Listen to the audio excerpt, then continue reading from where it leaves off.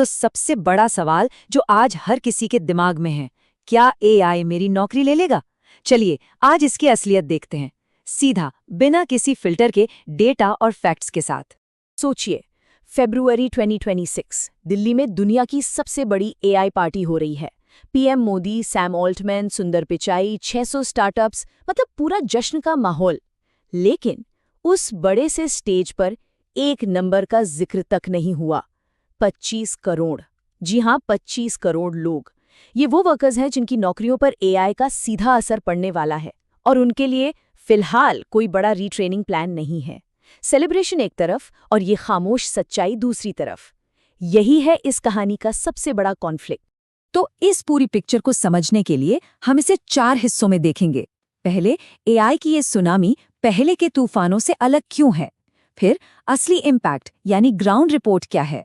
उसके बाद सरकार और हम क्या कर रहे हैं, और आखिर में फ्यूचर की असली लड़ाई है क्या? तो शुरुआत करते हैं पहले सेक्शन से, एआई की सुनामी, ये तूफान पहले जैसा क्यों नहीं है। जैसा मैंने अभी बताया, फरवरी 2026 में दिल्ली में एक बहुत बड़ा समिट हुआ। दुनिया भर के टेक लीडर्स और पीएम मोदी सब एक साथ इंडिया के एआई फ्यूचर का जश्न मना रहे थे। माहौल एकदम ऑप्टिमिस्टिक था। लेकिन इसी जश्न के बीच इंटरनेशनल मॉनेटरी फंड के चीफ क्रिस्टालिना जॉर्जिएवा ने एक वार्निंग दी, एक चेतावनी। उन्होंने कहा कि एआई लेबर मार्केट्स पर एक सुनामी की तरह आ रहा है। सोचेगा, सुनामी। और ये सुनामी सबसे पहले किसे हिट करेगी? एंट्री लेवल जॉब्स, फ्रेशर्स की नौकरियों को। और यही समझना सबसे जरूरी है कि ये सुनामी पहले से अलग क्यों है। देखिए, पहले जब ऑटोमेशन आया था तो उसने फिजिकल काम, रिपीटेटिव काम जैसे फैक्ट्री वर्कर्स या टाइपिस्ट की जॉब्स को ऑटोमेट किया। लेकिन एआई उन जॉब्स पर निशाना लगा रहा है जिनके लिए हम दिमाग इस्तेमाल करते हैं। लिखना, कोडिंग करना, लीगल रिसर्च, कस्टमर से बात करना, मतलब वो वाइट कॉलर जॉब्स जिन्होंने इंडिया का पूरा मिडिल क्लास बनाया है, वो अब रिस्क पर हैं। और जो बात इसे और भी ज्यादा सीरियस बनाती है वो है स्पीड। इंडस्ट्रियल रेवोल्यूशन को पूरी तरह से सोसाइटी में आने में 70 से 100 साल लगे थे। लोगों के पास वक्त था अडैप्ट करने का। लेकिन एआई रेवोल्यूशन, ये सारा बदलाव बस 3 से 5 साल में ला रहा है। मतलब संभलने का, सोचने का टाइम ही नहीं मिल रहा। और ये कोई हवा में कही गई बात नहीं है। ये HCL के को-फाउंडर अजय चौधरी ने खुद कहा है। वो इंसान जिन्होंने इंडिया के आईटी रेवोल्यूशन को अपनी आंखों से देखा और बनाया है। उनका साफ साफ कहना है कि बीपीओ और कोडिंग जैसे एरियाज जो इंडिया के सर्विसेज सेक्टर की रीढ़ की हड्डी रहे हैं, वो अब सीधे सीधे ट्रबल में हैं। खतरा इंडस्ट्री के अंदर से ही कंफर्म हो रहा है। तो चलिए अब सेलिब्रेशंस और वार्निंग से आगे बढ़ते हैं और ग्राउंड रियलिटी देखते हैं। आखिर नंबर्स क्या कह रहे हैं?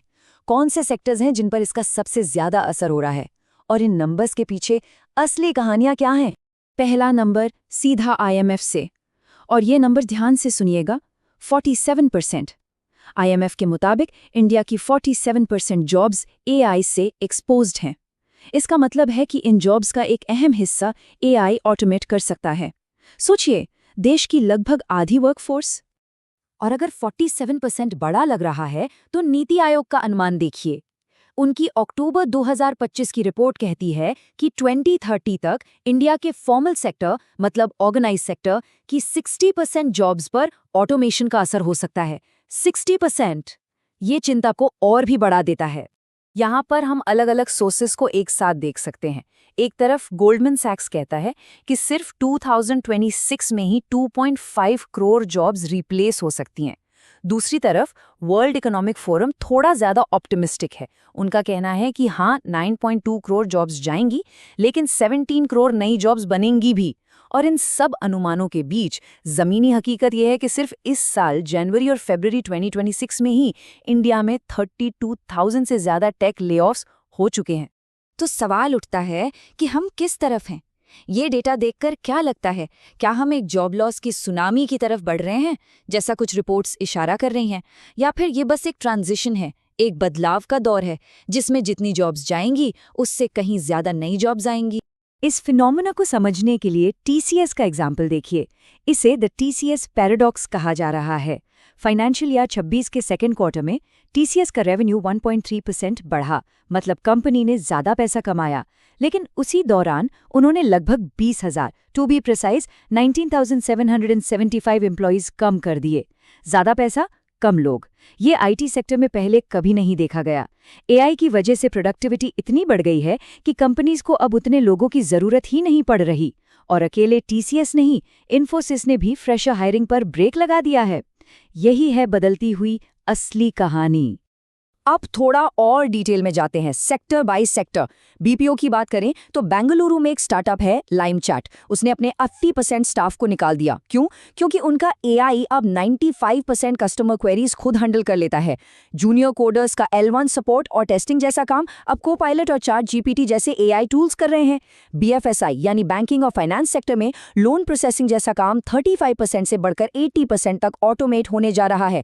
लीगल फील्ड में जो रिसर्च पहले 60 घंटे लेती थी, वो एआई अब बस 3 घंटे में कर रहा है। और सबसे दुख की बात, इसका सबसे ज्यादा असर टियर 2 शहरों के कॉल सेंटर्स पर पड़ रहा है, जहां ज्यादातर महिलाएं काम करती हैं, जिनके लिए ये पहली फॉर्मल जॉब होती है। इन सारे नंबर्स और डेटा के पीछे असली इंसान हैं, उनकी कहानियां हैं।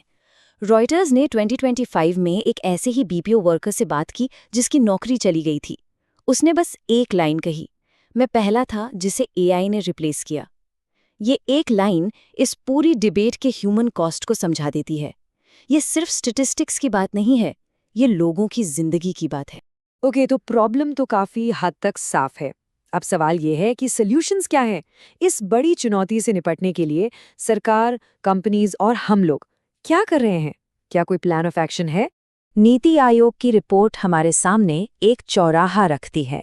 2 रास्ते हैं। एक रास्ता है कुछ न करने का। अगर हम ऐसे ही चलते रहें तो 2031 तक आईटी सेक्टर में 15 लाख जॉब्स जा सकती हैं। दूसरा रास्ता है बोल्ड एक्शन लेने का। अगर हम सही कदम उठाते हैं तो अगले 5 साल में 40 लाख नई जॉब्स भी बना सकते हैं। मतलब चुनाव बिल्कुल साफ है, -1.5 मिलियन या +4 मिलियन। सरकार ने बजट 2026 में कुछ कदम उठाए भी हैं। एक हाई पावर्ड कमेटी बनाई है जो एआई के इम्पैक्ट को स्टडी करेगी। इंडिया एआई मिशन के लिए 1000 करोड़ रुपए रखे गए हैं। पीएम कौशल विकास योजना 4.0 के तहत एआई, 5G जैसे 400 से ज्यादा नए कोर्सेज भी शुरू किए गए हैं।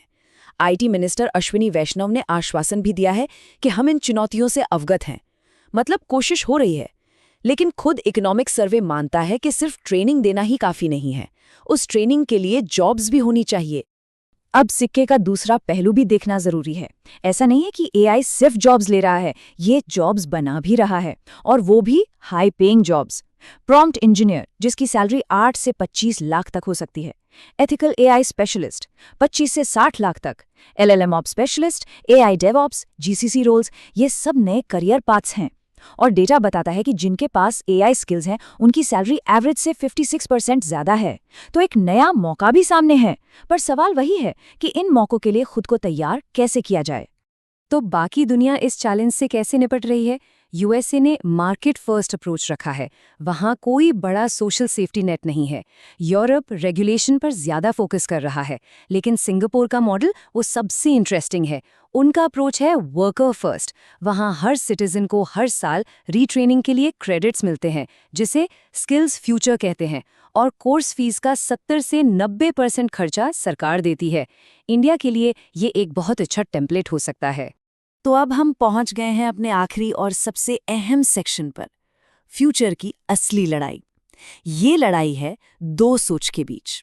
एक तरफ हैं ऑप्टिमिस्ट्स, आशावादी लोग, और दूसरी तरफ हैं रियलिस्ट्स, यानी यथार्थवादी लोग। आगे क्या होगा, इसी डिबेट से तय होगा। तो ऑप्टिमिस्ट क्या कहते हैं? वो कहते हैं, हिस्ट्री देखो, हर नई टेक्नोलॉजी ने जितनी जॉब्स खत्म की हैं, उससे ज्यादा नई जॉब्स बनाई हैं। WEF का डेटा भी यही कहता है कि नेट 7.8 करोड़ नई जॉब्स बनेंगी। लेकिन रियलिस्ट कहता है, इस बार बात अलग है। इंसान एआई की स्पीड से अडैप्ट नहीं कर सकता। और वो टीसीएस का एग्जाम्पल देते हैं। रेवेन्यू ऊपर जा रहा है, पर जॉब्स नीचे आ रही हैं। ये पहले कभी नहीं हुआ। उनके लिए दिस टाइम इज डिफरेंट। इस पूरी बहस के बीच मशहूर हिस्टोरियन युवल नोआ हरारी की एक बात शायद सबसे जरूरी है। वो कहते हैं, एआई आपको रिप्लेस नहीं करेगा, वो इंसान आपको रिप्लेस करेगा जो एआई का इस्तेमाल करना जानता है। इस एक लाइन से पूरा फोकस बदल जाता है। असली लड़ाई इंसान वर्सेस मशीन है ही नहीं। असली लड़ाई है इंसान जो एआई यूज़ करता है वर्सेस वो इंसान जो एआई यूज़ नहीं करता।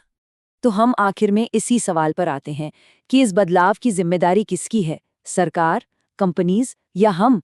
क्या ये सरकार की ड्यूटी है कि वो सही पॉलिसीज बनाए? क्या ये कंपनीज की जिम्मेदारी है कि वो अपने एम्प्लॉयज़ को रीस्किल करें? या फिर ये हम सब की, इंडिविजुअल्स की जिम्मेदारी है कि हम खुद को आने वाले कल के लिए तैयार करें? शायद इसका जवाब ए, बी या सी नहीं है। इसका जवाब है ऑल ऑफ द अबव। और इसी जवाब पर इंडिया का आने वाला कल निर्भर करता है।